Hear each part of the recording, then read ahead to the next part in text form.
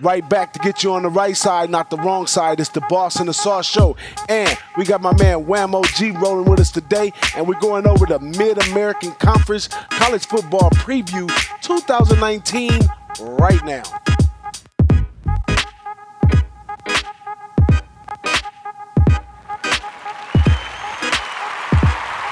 Right back at you, the Boss and the Sauce Show. I am DJ BigBoss. And please do me a favor.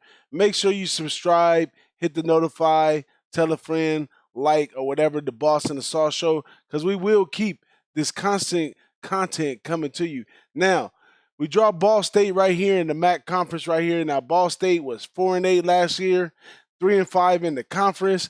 And this year's a little bit different for them.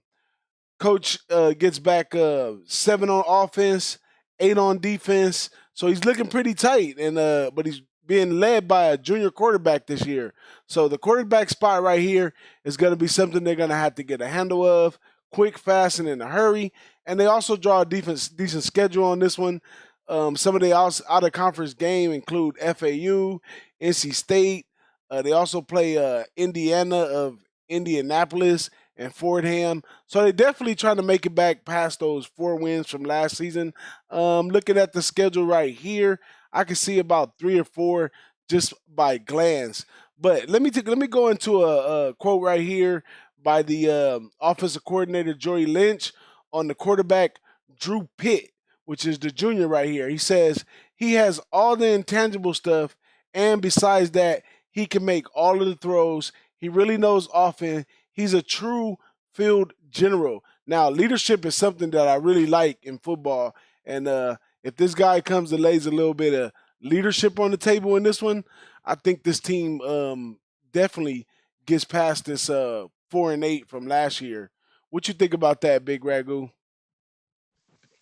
This team had nothing but troubles out of the gate, not with play, but with injuries.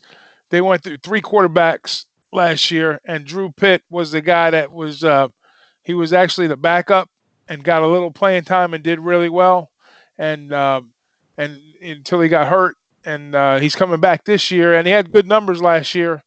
I mean, he was still a 1,000-yard passer last season with a 65% completion rate. So and this team was number 1 in the pass in conference. So I think this team kind of drew on some bad luck. And even though they did wind up with a 4-8 season, I think they're a lot better than the win-loss column says. Their weakness, if they have, they're going to be a little bit weaker on the defensive side of the ball. This year they changed to a 3-4 defense, or they changed to a 3-4 defense. They were 9th in overall defense, 11th against the run. They were giving up 44.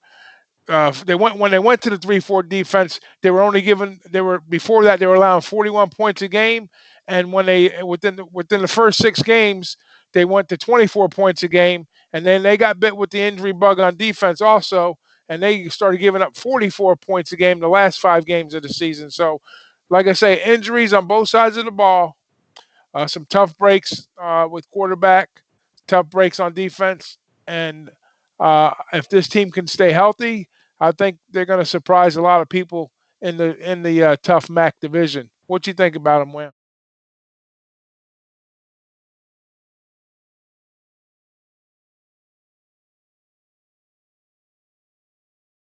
What I've been looking at with Ball State is that they have some sort of phrase that they're going on with this year. It's called "out the mud."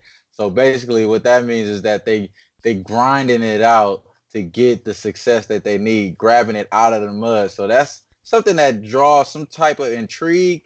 But when you go deeper into the layers, it seems like they're kind of desperate because they actually had to do some sort of drawing and see what type of phrase they wanted to do in the first place as far as the coaching staff.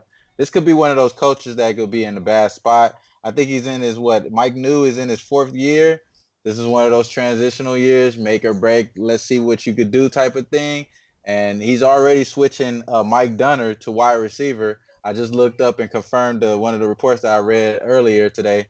They're switching him to wide receiver. They're looking maybe a little desperate. So it could be up and down. They don't have that much of a tough schedule like some of the other ones. You know, they have Fordham, Florida Atlantic, NC State on the road. NC State on the road, they're going to probably lose that game. But the Northern Illinois Northern Illinois, they're that possibly could be a win for them. I could see something like they could get some type of momentum later on down in the season inside of the MAC, like you said, Big Ragu. So I don't want to chalk them up as a loss just of yet in the MAC, but this is one of those teams that they could definitely go shits really quick.